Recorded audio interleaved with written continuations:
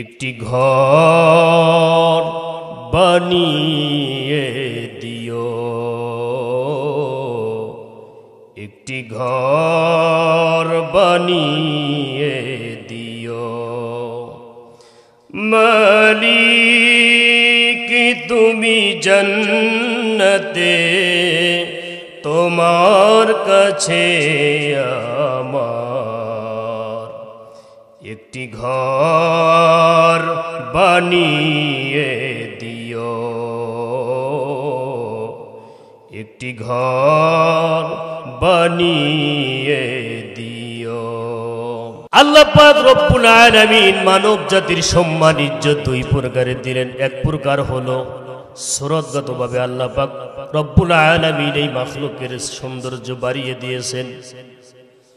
আমার বাবাজিরা, আল্লাহ পাক রব্বুল আলামিন কোনো কিছু যদি তৈরি করতে চান শুধু বলেন ইন্নামা আমরুহু ইযা আরাদা শাইআন আইয়াকুলা লাহু কুন ফায়াকুন। জোরে বলেন আল্লাহু আকবার। আল্লাহ পাক রব্বুল আলামিন কোনো কিছু তৈরি করতে ইচ্ছা করলে, ইরাদা করলে শুধু বলেন কুন হয়ে যাও, সাথে সাথে ফায়াকুন, সাথে সাথে ওই জিনিসটি হয়ে যায়। সুবহানাল্লাহ। শুধু কোন বললে কি হয় ভাই? হয়ে যায়। এটাই আল্লাহ পাকের ক্ষমতা। আমার ভাইরা, আল্লাহ পাক রব্বুল আলামিন কোনো কিছু তৈরি করতে ইচ্ছা করলে কোন বললে ফায়াকুন, সাথে সাথে হয়ে যায়। আবার কিছু কিছু কাজ আল্লাহ পাক রব্বুল আলামিন ফেরেশতাদের মাধ্যমে সম্পন্ন করেন। আমার ভাইরা, কিন্তু রব্বুল আলামিন পাঁচটি কাজ আল্লাহ পাক সুবহানাহু ওয়া তাআলা নিজের কুদরতি হাত দ্বারা তৈরি করেছেন। আল্লাহু আকবার বলেন। কয়টি বাবাজি? পাঁচটি কাজ আল্লাহ পাক রব্বুল আলামিন নিজের হাতে করেছেন, নিজের হাতে বানিয়েছেন। আমার ভাইরা, এর মধ্যে এক নাম্বার হলো আল্লাহর নবী বলেন আউয়ালু মা খালাকাল্লাহুল কলম। আল্লাহ পাক রব্বুল আলামিন সর্বপ্রথম যে মাখলুক তৈরি করেছেন, এই মাখলুকের নাম হলো কলম। সুবহানাল্লাহ বলেন। ও আমার বাবাজিরা, কলম তো আপনারা চেনেন, কলম পেন যেটাতে লেখালেখি করে। এই কলম আল্লাহ পাক রব্বুল আলামিন তৈরি করেছেন। বাবা, আল্লাহ পাক যেই কলম সর্বপ্রথম তৈরি করেছেন, এই কলম কিন্তু এই রাবারের কলম নয়। ও আমার বাবাজিরা, আল্লাহ পাক রব্বুল আলামিন যেই কলম সর্বপ্রথম সৃষ্টি করেছেন, এটা হলো নূরের তৈরি একটা পেন, একটি কলম। সুবহানাল্লাহ বলেন। নূরের তৈরি একটি কলম আল্লাহ পাক তৈরি করে কলমকে রব্বুল আলামিন বললেন উকতুবু ইয়া কলম, হে কলম তুমি লেখো, লেখো। আমার ভাইরা, কলমকে আল্লাহ পাক হুকুম করলেন লেখো। কলম বলে আল্লাহ কি লিখবো? আমার ভাইরা, আল্লাহ পাক রব্বুল আলামিন বললেন লেখা শুরু করো। সৃষ্টির শুরু থেকে শেষ পর্যন্ত সকল মাখলুকাতের তাকদীর লেখা শুরু করে দাও, হায়াতের জিন্দেগি লেখো। আমার ভাইরা, আল্লাহ পাক রব্বুল আলামিনের হুকুম পেয়ে কলম লেখা শুরু করলেন। লিখতে লিখতে সকল মানুষের তাকদীর লিখলেন, হায়াতের জিন্দেগি লিখলেন। আমার ভাইরা, পৃথিবীর সব কিছু তাকদীর লেখা শুরু করলেন। লিখতে লিখতে কলম দিয়ে তাওরাত কিতাব লেখা হলো রে বাবা। এই কলম দিয়ে ইনজিল কিতাব লেখা হয়েছে, এই কলম দিয়ে জাবুর কিতাব লেখা হয়েছে, এই কলম দিয়ে কুরআনুল কারীম কিন্তু লেখা হয়েছে। লিখতে লিখতে লিখতে লিখতে কলমের কালি শেষ হয়ে গেল। আল্লাহ পাক রব্বুল আলামিন বললেন মানুষের হায়াতের জিন্দেগির সবকিছুর তকদিরের লেখা শেষ হয়ে গিয়েছে। সুবহানাল্লাহ, কালি শেষ হয়ে গেছে। তাহলে এক নাম্বার আল্লাহ পাক রব্বুল আলামিন নিজের হাতে তৈরি করেছেন কলম। এক নাম্বার মাখলুকাতের নাম হলো কলম, যেই কলমকে আমার আল্লাহ রব্বুল আলামিন নিজের কুদরতি হাতে তৈরি করেছেন। সুবহানাল্লাহ বলেন। আমার ভাইরা দুই নাম্বার হলো আর রহমানু আলাল আরশি ইস্তাওয়া। আল্লাহ পাক রব্বুল আলামিনের আরশে আজিম আল্লাহ পাক রব্বুল আলামিন নিজের কুদরতি হাতে তৈরি করেছেন। সুবহানাল্লাহ বলেন। এই আরশে আজিম তৈরি করলেন, এত বড় আরশে আজিম তৈরি করলেন। ওয়া ইয়াহমিলু আরশা রাব্বিকা ফাওকাহুম ইয়াওমাইযিন সামানিয়া। আরশ বহনকারী ফেরেশতা আছে বাবা, আরশে আজিমকে বহন করে। এই ফেরেশতার সংখ্যা হলো 8 জন। কয়জন? 8 জন। আমার ভাইরা দুই নম্বর মাখলুকাতের নাম হলো আরশ। এক নম্বর কলম, খেয়াল করবে। দুই নম্বর হলো আরশে আজিমকে আল্লাহ রব্বুল আলামিন নিজের কুদরতি হাতে তৈরি করলেন। তিন নম্বর হলো জান্নাত আল্লাহ পাক রব্বুল আলামিন তৈরি করেছেন। এর মধ্যে একটি জান্নাত, জান্নাতুল আদন। জান্নাতুল আদন আল্লাহ পাক রব্বুল আলামিন নিজের কুদরতি হাতে তৈরি করেছেন। আল্লাহু আকবার বলেন। তাহলে এক নাম্বার আল্লাহ নিজের হাতে তৈরি করলেন কলম। দুই নাম্বার সৃষ্টির নাম হলো আরশ। তিন নাম্বার আল্লাহ পাক নিজের হাতে জান্নাতুল আদন তৈরি করেছেন।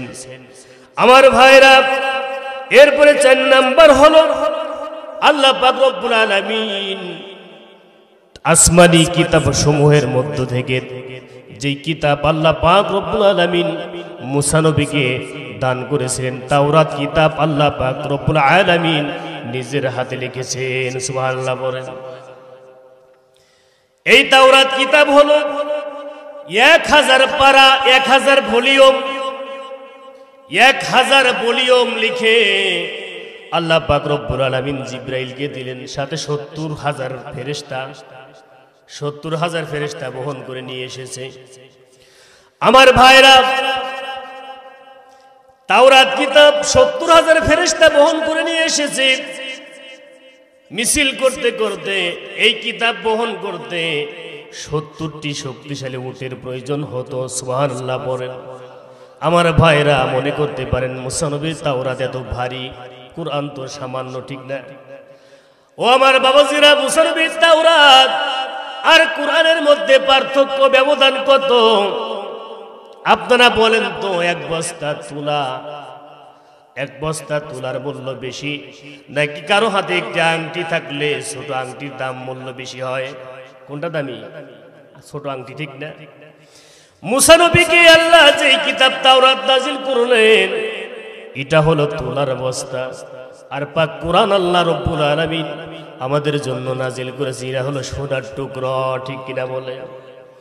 আমার ভাইরা, পঞ্চম নম্বরে আল্লাহ পাক নিজের হাতে তৈরি করলেন, সেটা হলো আল্লাহ পাক রব্বুল আলামিন আদমের সূরত। সুবহানাল্লাহ বলেন। আমার ভাইরা, ফেরেশতাদেরকে আল্লাহ পাক বললেন একটি মূর্তি বানাও, যেই মূর্তির দৈর্ঘ্য হবে 60 হাত। কত বড়? 60 হাত, মতান্তরে 60 গজ। মতান্তরে কেন বাবাজি? আরবি শব্দ আছে জিরআন, মানে হাতও হয় গজও হয়। একটা শব্দ অর্থ দুইটি। কয়টি অর্থ? দুইটি। কিন্তু অধিক প্রসিদ্ধ মত হলো 60 হাত। বাবা আদম 60 হাত লম্বা, মা হাওয়া আলাইহিস সালাম 60 হাত লম্বা। হাদিস অনেকে যারা দেখে আসে, জেদ্দা কবরস্থান আছে, কবরস্থানে গেটে লেখা আছে মাকবারাতু হাওয়া আলাইহিস সালাম। মা হাওয়ার কবর আছে, যেখানে আমি গুনাহগার নিজের চোখে দেখে এসেছি। 60 হাত লম্বা কবর। সুবহানাল্লাহ বলে। হাওয়া আলাইহিস সালামের কবর আছে জেদ্দা। আমার ভাইরা, 60 হাত লম্বা একটা বডি তৈরি করলেন আল্লাহ পাক রব্বুল আলামিন। যখন আদমের সূরতের দিকে তাকাইলেন, পছন্দ হলো না, মন মতো হয় নাই।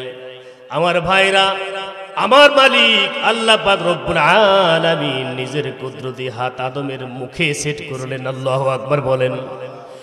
আদমের মুখে হাত লাগিয়ে আদর করে টেনে টেনে নাক বানাইলেন, চক্ষুটা বানাইলেন, চেহারা বানাইছেন, মুখ বানিয়ে দিলেন। আল্লাহ পাক নিজের হাতে সুন্দর আকৃতিটা, আল্লাহ পাক আকৃতি চেহারা সুরত আল্লাহ নিজের হাতে বানিয়ে বললেন, আদম রে তোরে আমি একটি সনদ দিয়ে দিলাম যা কোনো মাখলুকাতকে দেওয়া হয় নাই। তোরে একটি সার্টিফিকেট দিলাম রে আদম। এই সনদের নাম হলো লাকাদ খালাকনাল ইনসানা ফি আহসানি তাকওয়িম।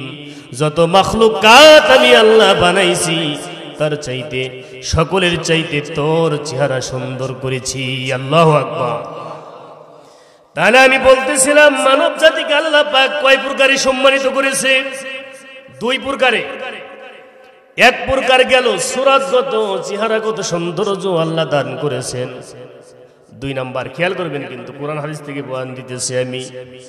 দুই নাম্বার হলো লাকাদ কাররামনা ওয়া লাকাদ কাররামনা বানি আদম।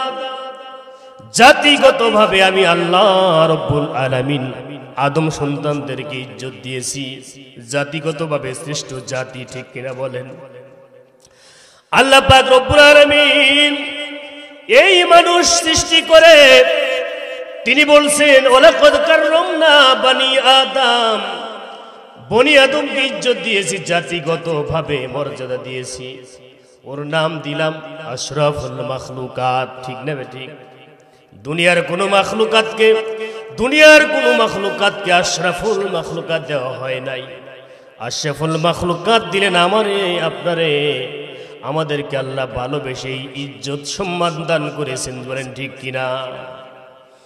আমার ভাইরা খেয়াল করবেন, আমার আলোচনা খেয়াল না করলে কিন্তু বুঝবেন না। তাহলে আমাকে আপনাকে আল্লাহ পাক জাতিগত সনদ দিলেন, আমি আপনি সৃষ্টির সেরা জীব, আমি সৃষ্টির সেরা জীব, মানুষ হলো সৃষ্টির সেরা জীব। যে কোনো ধর্মের হোক না কেন, মুসলমান আশরাফুল মাখলুকাত, হিন্দু আশরাফুল মাখলুকাত, খ্রিস্টানও আশরাফুল মাখলুকাত, বৌদ্ধ আশরাফুল মাখলুকাত, সকলেই পাইকারি ভাবে ওর নাম আছে। আল্লাহ পাক পরিচয় করিয়ে দিলেন, সম্মান দিয়ে বললেন, যেই ব্যক্তি হোক না কেন, যেই ধর্মের হোক না কেন, ওর নাম হলো আশরাফুল মাখলুকাত, ঠিক নেবে ঠিক? সকলেই আশরাফুল মাখলুকাত, নামাজি বেনামাজি, হিন্দু মুসলিম খ্রিস্টান, সকলেই কি আশরাফুল মাখলুকাত, সৃষ্টির সেরা। ও আমার ভাইরা, আমার বাবাজিরা খেয়াল করবেন, এক নাম্বার হলো আশরাফুল মাখলুকাতের উপাধি আল্লাহ পাক দান করলেন। তাই বলে সকলের ইজ্জত সম্মান একরকম না, সকলেই সমান নাকি? আল্লাহ পাক রব্বুল আলামিন এদের মধ্য থেকে বাছাই করলেন সম্মানিত কিছু ব্যক্তিদেরকে, যাদেরকে নবী এবং রাসূল বলা হয়, ঠিক নেবে ঠিক? এরা আল্লাহ পাক রব্বুল আলামিনের বাছাইকৃত বান্দা, মাসুম বান্দা, এদেরকে আল্লাহ পাক রব্বুল আলামিন বাছাই করেছেন। তাহলে আশরাফুল মাখলুকাতের মধ্যে সেরা, সৃষ্টির সেরা হলো নবী এবং রাসূল, ঠিক না? আমার ভাইরা, সকল নবী রাসূলও এক নয়, সকল নবী রাসূলের সম্মান ইজ্জত একরকম নয়। আল্লাহ পাক রব্বুল আলামিন বলছেন, তিলকার রুসুল ফাদ্দালনা বা'দুহুম আলা বা'দ। এই রাসূলদের মধ্যে আমি আল্লাহ পাক ফাদ্দালনা বা'দুহুম আলা বা'দ, একজনের উপরে আরেকজনকে মর্যাদা দান করেছি, একজন আরেকজনের চাইতে আরো দামি। সুবহানাল্লাহ বলেন। আমার ভাইরা, সব নবীদের ইজ্জত এক নয়। আল্লাহ বলেন, আমি একজনের উপরে আরেকজনকে মর্যাদা দান করেছি। মিনহুম মান কাল্লামাল্লাহ, এদের মধ্যে কেউ কেউ আল্লাহর সাথে কথা বলে, ঠিক না? মিনহুম মান কাল্লামাল্লাহ, কেউ কথা বলতে পারে না, আবার কেউ কথা বলে, আল্লাহর সাথে কথা বলে। যেই নবী আল্লাহর সাথে কথা বলে, ওই নবীর নাম কি? মুসা আলাইহিস সালাম। আল্লাহ পাক রব্বুল আলামিন বলেছেন কেউ কেউ মিনহুম মান কাল্লামাল্লাহ, আল্লাহর সাথে কথা বলে, কেউ কথা বলতে পারে না।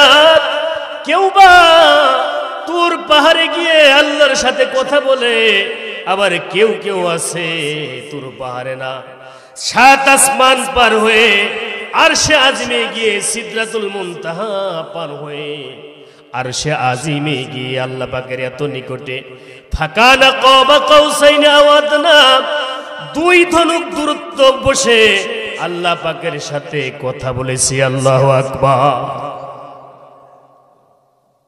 আমাদের নবী কি করেছে? নিকটে গিয়ে কথা বলেছে। আমার ভাইরা, আমার বাবাজিরা, তাহলে সকল নবী রাসূলের ইজ্জত সম্মান এক নয়, ঠিক না? কেউ কথা বলতে পারে না, কেউ কথা বলে। কাউকে রুহুল্লাহ বলা হয়, ঈসা রুহুল্লাহ। ঈসা নবী, তাকে কেন রুহুল্লাহ বলা হয়? তিনটি ব্যাখ্যা করা হয়েছে। এক নাম্বার, তিনি আল্লাহ পাকের রুহু। আমার ভাইরা, দুই নাম্বার হলো আল্লাহর নবী ঈসা আলাইহিস সালাতু ওয়াস সালাম কোন কবরস্থানের নিকট দিয়ে যাত্রা করার সময় যদি হাতের আঙ্গুল দিয়ে কোনো কবরে আঙ্গুলি দিয়ে ইশারা করে যদি বলতো, হে কবর বাসিন্দা, কুম বিইজনিল্লাহ, আল্লাহ পাক রব্বুল আলামিনের হুকুমে তুমি জিন্দা হয়ে দাঁড়িয়ে যাও, সাথে সাথে কবর ফেটে জীবিত হয়ে আল্লাহর নবী ঈসার সাথে কথা বলতো। সুবহানাল্লাহ। এই জন্য তিনি রুহুল্লাহ। আর এক ব্যাখ্যা এসেছে, আল্লাহর নবী ঈসা আলাইহিস সালাতু ওয়াস সালাম মাটি দিয়ে পাখি বানিয়ে, পাখির আকৃতি দিয়ে পাখিতে ফু দিলে, ফু দেওয়ার সাথে সাথে জীবিত হয়ে আকাশে উড়ে যেত। সুবহানাল্লাহ বলেন। এই জন্য তিনি রুহুল্লাহ। আবার কেউ কেউ কালিমুল্লাহ, মুসা কালিমুল্লাহ, মুসা আল্লাহর সাথে কথা বলে, তুর পাহাড়ে গিয়ে কথা বলার কারণে কালিমুল্লাহ হলেন। কি কথা বললেন? অনেক কথা বলেছে, ঠিক কিনা? হঠাৎ একদিন আল্লাহর নবী মুসা আলাইহিস সালাতু ওয়াস সালাম তুর পাহাড়ে উঠে আল্লাহ পাকের কাছে কথা বলতেছে। কয়, রব্বি আরিনি, আল্লাহ আপনাকে আমি দেখব। মুসা নবী রাগী নবী ছিল, ঠিক নেবে ঠিক? কয়, আল্লাহ আমি আপনারে দেখবই। কিরকম রাগী নবী ছিল দেখেন। আমরা অনেকে ঠেটা মুসা বলি, নাউজুবিল্লাহ, এটা বলা যাবে না বাবাজি, পাপ হবে। আদরের নবী ছিল। কিরকম রাগী ছিল, রাত্রিতে ঘুমায় আসছে, একটা পিঁপড়া এসে লুঙ্গির ভিতরে প্রবেশ করে গোপন জায়গায় কামড় দিছে, গোপন অঙ্গে। খুব রাগ, লাভ দিয়ে উঠছে, ঘুম ভাঙে গেছে। কিসে কামড় দিল? পিঁপড়া। দেখে যে পাশে ঘরের ভিতরে পিঁপড়া ঝাঁকে ঝাঁকে পিঁপড়া যাচ্ছে। সারা রাত্রি একটা একটা করে পিঁপড়া টিপে সব মারছে, শত শত পিঁপড়া। আল্লাহ পাক বলে যে, ও মুসা, এতগুলি পিঁপড়ার জান মারলা তুমি, কি ক্ষতি করেছে? কই যে আল্লাহ কামড় দিয়েছে, গোপন অঙ্গে কামড় দিয়েছে একটি পিঁপড়া। আল্লাহ বলেন যে এক পিঁপড়ায় কামড় দিয়েছে, ঠিক কিনা? অপরাধকে কয়জন করছে? একজন। আর তুমি এতগুলি পিঁপড়াকে মারলা, কারণ কি? মুসা বলছে, আল্লাহ ওদেরও দোষ আছে। কয় কেন? কয় ও যখন অন্যায় করতে আসলো, ওরা কেন বাধা দিল না, এই জন্য ওদেরও অপরাধ, ওদেরকে হত্যা করেছে। আল্লাহর নবী মুসা আলাইহিস সালাতু ওয়াস সালাম তুর পাহাড়ে আল্লাহ পাক রব্বুল আলামিনের দরবারে ডাক দিয়ে বলে, রব্বি আরিনি, আল্লাহ আমারে দেখা দেন, আপনারে আমি দেখব। আল্লাহ বলছেন, লাং তারনি, ইম্পসিবল, ও মুসা দেখতে পারবা না। মুসা বলছে, আল্লাহ পারবো। মুসা কি বলছে? আল্লাহ পারবো। ছোটবেলা একদিন আমাদের বাড়িতে ইরি ধান বনে না, গেছি একদিন যে বোঝা নিয়ে আসি একটু শখ করে। আমার এক ভাই, সেও হাবিজ সাহেব, তো দুজন গিয়ে অনেক বড় একটা বোঝা মাথায় বেঁধেছি। বললো যে, কিরে পারবি তো? আমি বললো, হ্যাঁ পারবো ইনশাআল্লাহ। তো এই বিশাল বড় ধানের বোঝা, ইরি ধানের বোঝা মাথায় নিয়ে কিছু দূর যাওয়ার পরে ফেলে দিয়েছি। তো আমার ভাই বললো যে, কিরে ফেলে দিলি? তুই তো বলেছিলি যে পারবো। তো আমি বললাম যে, বলেছিলাম তো পারবো, এখন তো দেখি পারি না। তো মুসা নবী কি বলতেছে যে আল্লাহ দেখতে পারবো, একটু পরেই বলবে যে পারবো না। কি বলেন বাবাজি? আল্লাহ পাক বলছেন, ও মূসা লাং তারনি, দেখতে পারবা মূসা, তাড়াতাড়ি রেডি হও, তৈরি হয়ে যাও। এবার আল্লাহ পাকের নবী মূসা আলাইহিস সালাম উপরের দিকে তাকাইলেন, দেখে বিকট আওয়াজ শোনা যায়, আকাশে বিদ্যুতের আওয়াজ শোনা যায়, বিদ্যুৎ চমকায়, অন্ধকার। ও বাবাজি, চতুর্দিকে অন্ধকার অন্ধকার, ভীতিজনক একটা অবস্থা। চতুর্দিকে ফেরেশতা দাঁড়িয়ে আছে। ফেরেশতাদেরকে মূসা নবী বলে, কি এক ভুল করলাম, কেন দেখতে চাইলাম, কি করব? ফেরেশতারা বলে, ও মূসা, বলেই যখন ফেলেছেন দেখেন কি হয়, এখন তো আর পালানোর সুযোগ নাই। কিছুক্ষণ পরে আল্লাহ পাক রব্বুল আলামিন উপরের দিকে তাকাইতে বললেন যে, মূসা রে, উপরের দিকে তাকাও। যেই মাত্র মূসা আলাইহিস সালাতু ওয়াস সালাম আকাশের দিকে তাকাইলেন, আকাশের দিকে তাকানোর পরে বিকট শব্দ হয়ে গেল। কিতাবের মধ্যে এসেছে, আল্লাহ পাক রব্বুল আলামিন ৭০,০০০ নূরের পর্দা থেকে একটি পর্দা সরা দিলেন। এই একটি পর্দা সরানোর ফলে আল্লাহ পাক রব্বুল আলামিনের নূরের তাজাল্লি এই পরিমাণ বিস্তার করল। তাফসীরের মধ্যে এসেছে, একটি গরুর নাকের ছিদ্র পরিমাণ নূর আল্লাহ পাক আগলে দিলেন। সুবহানাল্লাহ পড়েন। অন্য আরেকটি ব্যাখ্যা এসেছে, একটি সূচের গাড়া পরিমাণ নূর আল্লাহ পাক রব্বুল আলামিন বিস্তার করলেন। আল্লাহ পাক রব্বুল আলামিন মূসা নবীকে বললেন, মূসা তুমি রেডি? কয় রেডি। কান্না করে আর বলে রেডি। ফালাম্মা তাজাল্লা রাব্বুহু লিল জাবালি জাআলাহু দাক্কান ওয়া খাররা মূসা সাইকা। যেই মাত্র মূসা নবী আল্লাহ পাক রব্বুল আলামিনের নূরের তাজাল্লি দর্শন করলেন, সাথে সাথে অজ্ঞান হয়ে, অচেতন হয়ে তুর পাহাড়ে পড়ে গেলেন। আল্লাহু আকবার। জ্ঞান নাই। ৪০ দিন তুর পাহাড়ের মধ্যে আল্লাহর নবী মূসা উপর হয়ে শুয়ে আছে। চতুর্দিকে দাউ দাউ করে আগুন জ্বলে, দাউ দাউ করে আগুন জ্বলে রে বাবা। আহারে, আল্লাহ পাক রব্বুল আলামিন জিব্রাইলকে বললেন, জিব্রাইল রে, তুমি আমার মূসা নবীর পাশে দাঁড়িয়ে থাকো জ্ঞান ফিরে আসার আগ পর্যন্ত, কারণ আমি মূসা নবীকে সাক্ষাৎকার নেব। কেমন দেখলো আমাকে, কেমন দেখলো রে, সাক্ষাৎকার নেব। আমার ভাইরা, বাবাজিরা, ৪০ দিন পরে মূসা নবীর জ্ঞান ফিরে আসলো।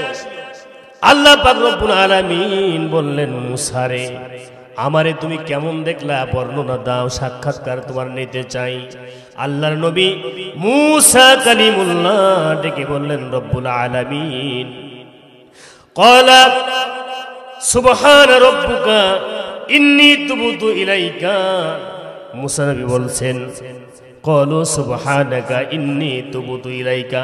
আল্লাহ আপনি মহান, ইন্নী তুবতু ইলাইকা, আমি এই কাজের জন্য তওবা করিতেছি। সুবহানাল্লাহ। ওয়া আনা আউয়ালুল মুমিনিন, ও মালিক মাওলা, আপনার মুমিন বান্দাদের মধ্যে আমি প্রথম মুমিন, যেই ব্যক্তি দুনিয়ার জমিনে চর্মচক্ষু দিয়ে আপনারে দেখতে চেয়েছিলাম। ও মালিক মাওলা, বুঝতে পারলাম দুনিয়ার এই চক্ষু দিয়ে তোমার দেখা যায় না। জান্নাত যদি আমার কপালে থাকে, আল্লাহ জান্নাতে যে পাওয়ারফুল চক্ষু দান করবেন, ওই চক্ষু দিয়ে আপনারে আমি দেখব। সুবহানাল্লাহ। দুনিয়াতে আল্লাহকে দেখা যায় না, দেখা যায় কিনা বাবা? দেখা যায় না। কিন্তু আমাদের গ্রামে, আপনাদের গ্রামে সলিমুদ্দির পোলা কলিমুদ্দি পীর সাহেব আল্লাহ দেখে, বারবার দেখে, আছে না এরকম পীর? আল্লাহকে দেখে, যেখানে মূসা নবী দেখতে পারে, উনি কি আল্লাহকে দেখে? এগুলো ভণ্ড শয়তান, মারেফতের দাবিদার। আমি বলি মারেফত না, এটা মরার পথ, ঠিক না? মরার পথ। নামাজ রাখে না, মনে দিলের নামাজ পড়ে। আমি বলছি, দিলের নামাজই যদি চলে, তাহলে খাওয়াটাও তো দিলে দিলে খাওয়া দরকার। শয়তান মুখ দেখাই গেল, ঠিক না?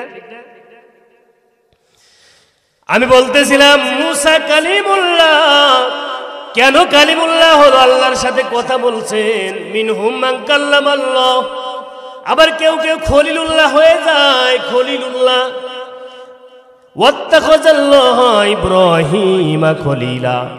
আল্লাহর নবী ইব্রাহিমকে আল্লাহ খলিলুল্লাহ উপাধি দান করলেন তিনটি কারণে। কয়টি কারণে বাবা? ওয়াইজিবতালা ইব্রাহিম রাব্বুহু বিকালিমাতিন ফাতাম্মাহুন্না। আল্লাহ পাক রব্বুল আলামিন কয়টি কালেমা দিয়ে তাকে পরীক্ষা করেছিলেন, ফাতাম্মাহুন্না, তিনি পরীক্ষায় উত্তীর্ণ হয়েছিলেন। সুবহানাল্লাহ বলেন। এক নাম্বারকে আগুনের ভিতরে ফেলে দেওয়া হয়েছিল, ঠিক না? অনেক বড় ঘটনা, ওইদিকে যাচ্ছি না আমি, রাত গভীর হয়ে গেছে। ও বাবাজি, 2 নাম্বার হলো ছোট মাসুম বাচ্চাকে মা সহকারে বনবাসে নির্জনে মরুভূমিতে রেখে এসেছিলেন, ঠিক কিনা বলেন? 3 নাম্বার, বৃদ্ধ বয়সে আল্লাহর কাছে সন্তান চেয়েছে। রব্বি হাবলি মিনাস সলিহিন, এটা নেক সন্তান চাওয়ার দোয়া। নামাজ পড়ে বারবার দোয়া করেন যে রব্বি হাবলি মিনাস সলিহিন।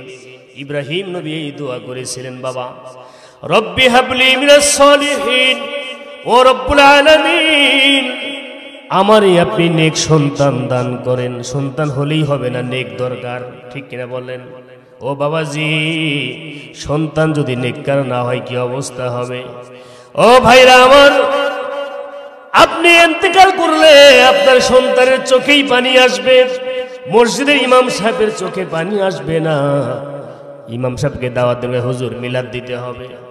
আমি ইমাম সাহেব শুধু কান্নার ভান করতে পারি, কিন্তু দিল থেকে কান্না আসবে একমাত্র আপনার সন্তানের, ঠিক কিনা? সন্তান যদি রব্বির হামহুমা কামা রব্বায়ানি সগীরা বলে দোয়া করে, নেক সন্তানের দোয়া, আল্লাহ পাক রব্বুল আলামিন পিতার আমল নামার সব গুনাহ মাফ করে দেন। সুবহানাল্লাহ। নেক সন্তান। ও আমার ভাইরা, আমার বাবাজিরা, রব্বি হাবলি মিনাস সলিহিন, আল্লাহ আমার নেক সন্তান দেন। এই দোয়াটা যখন করেছিলেন ইব্রাহিম নবী, তার বয়স ছিল 86, মতান্তরে 90 বছর। এই 90 বছর বয়সে সন্তান দেওয়ার মালিক কে বলেন? আল্লাহ পাক রব্বুল আলামিন ইচ্ছা করলে 90 বছর বয়সে সন্তান দিতে পারেন, ঠিক কিনা বলেন? ইব্রাহিম নবী 90 বছর বয়সে দোয়া করলেন, রব্বি হাবলি মিনাস সলিহিন, ও রব্বুল আলামিন আমারে আপনি নেক সন্তান দেন। আল্লাহ দোয়া কবুল করে বলছেন, ফাবাশশারনাহু বিগুলামিন হালিম, ও ইব্রাহিম তোরে আমি একজন সহনশীল সন্তান ইসমাইলের সুসংবাদ দিলাম। আল্লাহু আকবার বলেন। এই সন্তান আল্লাহ পাক দান করলেন। ফালাম্মা বালাগা মাআহু সায়া, পিতার সাথে কাজকর্ম করার মতো বয়স 10-12 বছর বয়স যখন হয়ে গেল, আল্লাহ পাক রব্বুল আলামিন তার স্বপ্ন দেখালেন, সন্তানকে জবাই করতেছে। আমার ভাইরা, আল্লাহর নবী ইব্রাহিম কলিজার টুকরা সন্তান ইসমাইলকে মায়ের কাছ থেকে বিদায় নিয়ে মিনা প্রান্তরে, যেখানে হাজী সাহেবগণ অবস্থান করে, মিনা প্রান্তরে শয়তানকে পাথর মারে এই এরিয়ায় নিয়ে যাওয়ার পরে সন্তানকে এখন ডেকে বলে, ইয়া বুনাইয়া, হে আমার কলিজার টুকরা সন্তান ইসমাইল, ইন্নী আরা ফিল মানামি, আমি তো স্বপ্নযোগে, ঘুমের মধ্যে স্বপ্নযোগে বাবা এটাই দেখতে পারলাম, আন্নী আযবাহুক, করে আমি জবাই করিতেছি। আল্লাহু আকবার বলে। বাবাজি, নবীদের স্বপ্ন ওহী হয়। নবীদের স্বপ্ন আমাদের স্বপ্নের মতো নয়। আমাদের স্বপ্নের তো কোনো সাইজ নাই। সারা রাত কত স্বপ্ন দেখি, সকালবেলা ঘুম ভাঙলে আর কিছুই মনে নাই, ঠিক না? আরে যুবক ভাই, নতুন একটা হোন্ডা কিনছে, হোন্ডা স্বপ্ন দেখছে, অনেক দিনের শখ। আরে রাস্তা দিয়ে যায়, যেতে যেতে হঠাৎ করে এই হোন্ডা রাস্তার নিচে খাদে পড়ে গেছে। ঘুম ভাঙার পরে দেখে খালে নাই, খাট থেকে নিচে পড়ে গেছে। এইরকম স্বপ্নের সাইজ। ও আমার ভাইরা, নবীদের স্বপ্ন নবীদের স্বপ্ন তো বাস্তব। আল্লাহ পাক রব্বুল আলামিন স্বপ্ন দেখাইলেন, আন্নী আযবাহুক, ও আমার সন্তান ইসমাইল রে, স্বপ্নে দেখেছি রে বাবা তোরে জবাই করিতেছি। ফানজুর মাজা তারা, এটা তো আল্লাহ পাকের দেখানো স্বপ্ন, বাস্তব সত্য স্বপ্ন রে বাবা। ফানজুর মাজা তারা, চিন্তা করে দেখো রে বাবা, তোমার মতামত কি, তুমি কি বলো? আমার ভাইরা জবাই করা স্বপ্ন দেখাইছে। আমার আপনার সন্তানকে যদি বলতাম তোরে জবাই করবো, কি হবে? খুঁজে পাওয়া যেত? আল্লাহ পাক বলছেন ফাবাশশারনাহু বিগুলামিন হালিম, ও ইব্রাহিম তোরে আমি সহনশীল ধৈর্যশীল এক সন্তানের সুসংবাদ দিয়ে দিলাম, যার নাম ইসমাইল। ফানজুর মাযা তারাক, ও বাবা ইসমাইল চিন্তা করে দেখো তোমার মতামত কি? ইসমাইল বলেন ক্বালা ইয়া আবাতি ফাআল মা তুমার, হে আমার আব্বাজান, আল্লাহ পাক রব্বুল আলামিন যে স্বপ্ন দেখাছে এটা বাস্তব স্বপ্ন। ফানজুর মাযা তারাক, চিন্তা করার দরকার আমার নাই, আমি রাজি। সুবহানাল্লাহ বলেন। ক্বালা ইয়া আবাতি ফাআল মা তুমার, যেই বাস্তব সত্য স্বপ্ন আপনারে আল্লাহ পাক দেখাইছে, এই সত্য স্বপ্নকে বাস্তবায়ন করুন। সাতাজিদুনি ইনশাআল্লাহু মিনাস সাবিরিন। আল্লাহু আকবার। হে বাবা ইব্রাহিম চিন্তার কারণ নাই, টেনশন করার কারণ নাই। সাতাজিদুনি ইনশাআল্লাহু মিনাস সাবিরিন, আমি দৌড় দিয়ে পালিয়ে যাব না। সাতাজিদুনি ইনশাআল্লাহু মিনাস সাবিরিন, আমারে ধৈর্যশীলদের মধ্যে পাবেন রে বাবা ইব্রাহিম। ইচ্ছা করে আমি গলা পেতে দেব। আল্লাহু আকবার বলে। আমার ভাইরা বাবাজিরা, এবার ইব্রাহিম আলাইহিস সালাতু ওয়াস সালাম রশি বের করে, পকেট থেকে রশি। ইসমাইল বলে হে বাবা ইব্রাহিম রশি বের করেন, কারণ কি? এবার ইব্রাহিম বলে ইসমাইল রে, ওই রব্বুল আলামিনের হুকুম পালন করতে গিয়ে ত্রুটি হতে পারে, তুই দৌড় দিয়ে পালিয়ে যেতে পারিস, এই জন্য হাত পা বেঁধে তোরে আমি কুরবানি করতে চাই। ইসমাইল বলে রে বাবা ইব্রাহিম, আমি তো বলেছি সাতাজিদুনি ইনশাআল্লাহু মিনাস সাবিরিন। আল্লাহ পাক চাইলে আপনি আমারে ধৈর্যশীল পাবেন, ইচ্ছা করে আমি গলা পেতে দেব, রশি দিয়ে হাত পা বাঁধার দরকার নাই। ও বাবা ইব্রাহিম, আমাকে যদি রশি দিয়ে জোর করে হাত পা বেঁধে কুরবানি করা হয়, আমি ইসমাইলের নাম কিয়ামত পর্যন্ত ইতিহাসে থাকবে রে। কুরআনুল কারীমের মধ্যে আমার ঘটনা উল্লেখ থাকবে, দুনিয়ার মানুষ আমি ইসমাইলের নামে জানবে রে।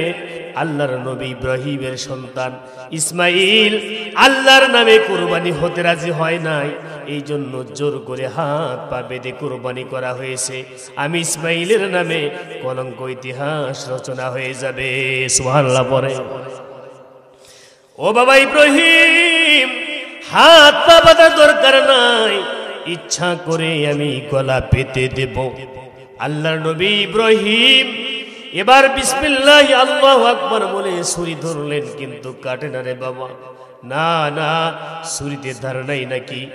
ছুরি দূর দূরে নিক্ষেপ করলেন, এই তরবার যেই পাথরে পড়ে গেল রে বাবা, পড়ার সাথে সাথে পাথর দ্বিখণ্ডিত হয়ে যায়, কিন্তু ইসমাইলের গলা কাটে না। সুবহানাল্লাহ বলেন।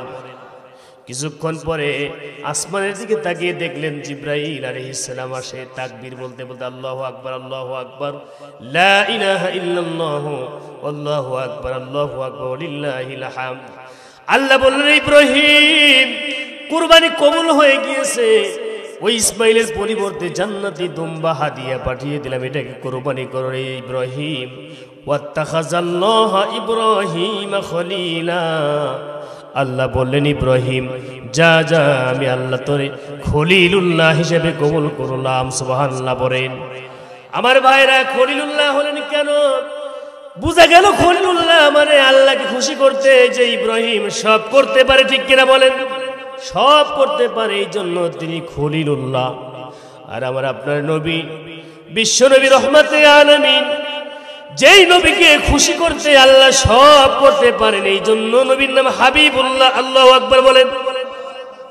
ইব্রাহিম নবী আল্লাহকে খুশি করতে সব করতে পারে, এই জন্য তিনি খলিলুল্লাহ। আর নবীকে খুশি করতে আল্লাহ সব করতে পারে, এই জন্য নবী হাবিবুল্লাহ মালিক